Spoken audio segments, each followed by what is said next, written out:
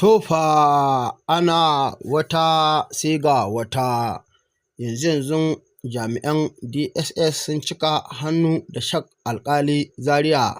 a kan wa'azuzzukan da ya fito ya yi a kan Tinubu, wanda ke gaya mashi lalle sai ya mutu ko yana so ko baya so. To lalle jami'an DSS sun ce lalle irin waɗannan kalamai da babban malamin addini ya yi amfani da su, kalamai ne wanda za su iya kawo fitina cikin al'umma. Sanadiyar haka yasa suka yi awon gaba da shi. Kuma wannan wa'azi da Shak Alƙali Zaria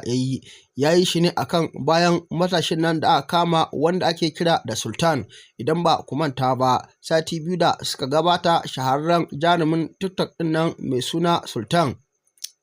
lalle an ɗauki wani bidiyo nashi inda aka yayyanke aka ce lalle ya ce shugaban ƙasar Najeriya Bola Ahmed Tinubu bai da lafiya. Duk da dai da dama mutane sun fito sun bada cewar lalle a cikin shaida cewar a cikin wannan faifan bidiyo babu inda ya kira sunan shugaban ƙasar Najeriya Bola Ahmed Tinubu, tunda inda a ce da shugaban ƙasar Najeriya yake lalle sai an ji ya kama sunansa. To amma ganin cewar an riga an editing an haɗa wani bidiyo na AI, to dalilin da ya sa a kama wannan bawan Allah kenan, wanda har yanzu haka yana tsare. To kama shi shine ya fusata 'yan Najeriya,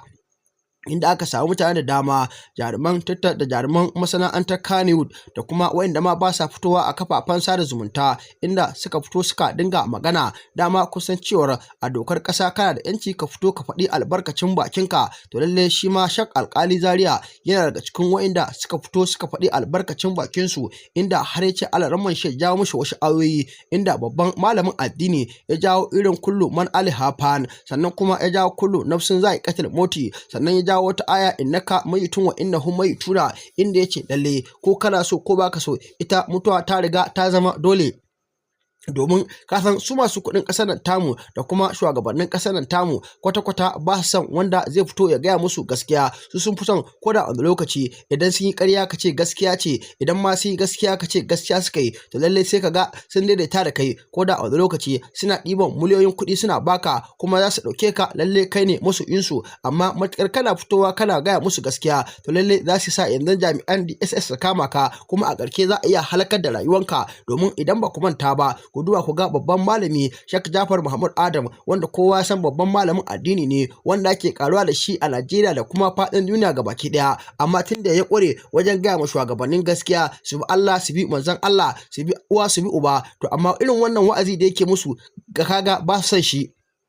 A ƙarkenta ranar Juma'a shekara ta 2017 yana cikin sallah, haka aka turo 'yan ta'adda da manyan bindigogi inda suka kashe wannan malamin addini da kuma wanda suke talla tare da shi a wannan lokaci, inda kuma gwamnatin Najeriya ta fito ta ce lallai za ta yi bincike domin ta tabbatar an gama wayannan 'yan ta'adda. Amma har yanzu shiru kake ji, babu wanda aka kama kuma babu wanda ma aka ce ana zargi. Shikenan wannan magana ta ruwa. Daidai dama a wancan lokaci da dama mutane sa zargin lallai gwamnati ta sa aka kashe wannan babban malamin addini, tunda a da aka kashe shi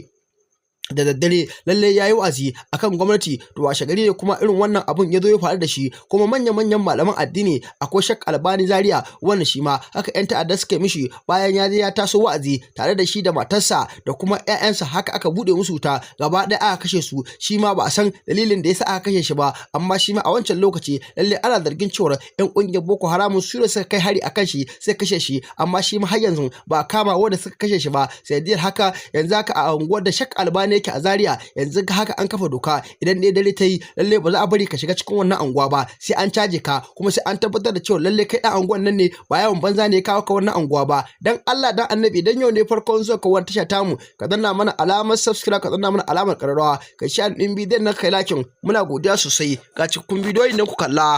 Tinubu ubanka ya daki hancin uwarsa, nace iyayenka Tinubu, in dai kai ka isa kai shugaba ne, kana da wannan immunity, kana da wannan power ta shugaba, ka nuna mun capacity ka da izza ka kai da sojoji da 'yan sanda da duk wani security. Ina so within 24 hours dan Allah ka sa a kama ni, tunda kai musulmi ne, dan Allah na ce ma ka sa a kama ni. Ai ba ɓoyayye bane ni, kuma ko mutum a ce ne yake ko ƙarshen duniya yake shugaban ƙasa kai nan ba daya, kana da damar ka sa a kama mutum. To ni ina cikin Libya, jihar Misrata, kuma ina share Thaqil. dan Allah kar in kai 24 hours ina so ka nuna mun power da izaka ta mulki. Kawai mutanen mu wai kuna wawantar da kanku. Zanga-zanga a Najeriya ta taɓa samar da mafita? Ce shugaban kasa ya rasu an faɗi kuma billahi da zai rasa na rantse da Allah wallahi tallahi sai ka mutu kai mai sai ka mutu ma kawai sai ka mutu an faɗa min yau da dan ta zai fito a social media yana kafa gwamnatin kasa doka in ba an mai da nuna su ba a ce ba sai inda yake ba amma wani yaro da kawai fito ya ce wai shugaban kasa ya rasu ya zai da hannu wanda shi ya ce kuma ba shi bane ba shi ma labari ya biya karas sultan to an ce ya rasu sai ne ya rasu ne rasu ya zai rasu an faɗa an ce shugaban kasa ya rasu an faɗi kuma billahi lafi zai rasu na rantse da wallahi tallahi sai ka mutu kai mai sai ka mutu ma kawai sai ka mutu an faɗa min ya isa wani ya tashi ci an faɗa ka mutu yarrin na yau kawai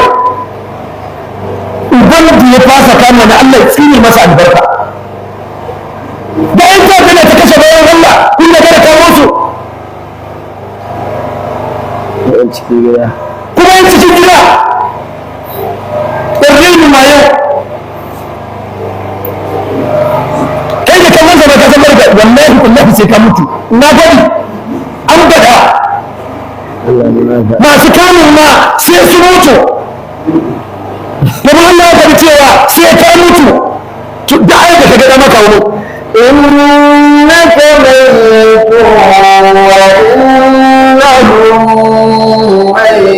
idan ubangiji ko da wannan ayar Allah ne ke magana da farin jakada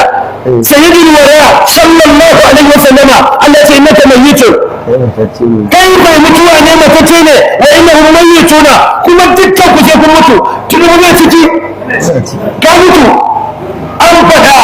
ka mutu ya mutu skanci kawai billahi lafi sai ka mutu dole ajilan awajilan ba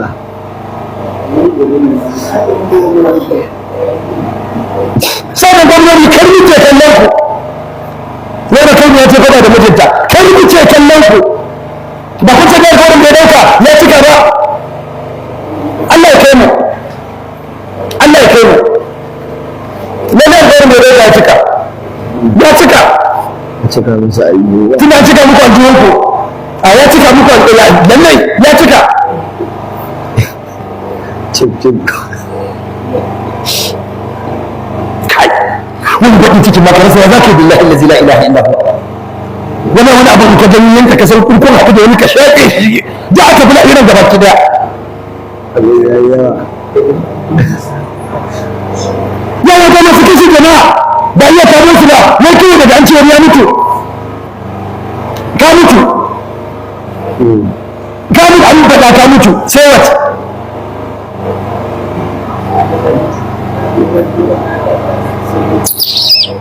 Allah ya isa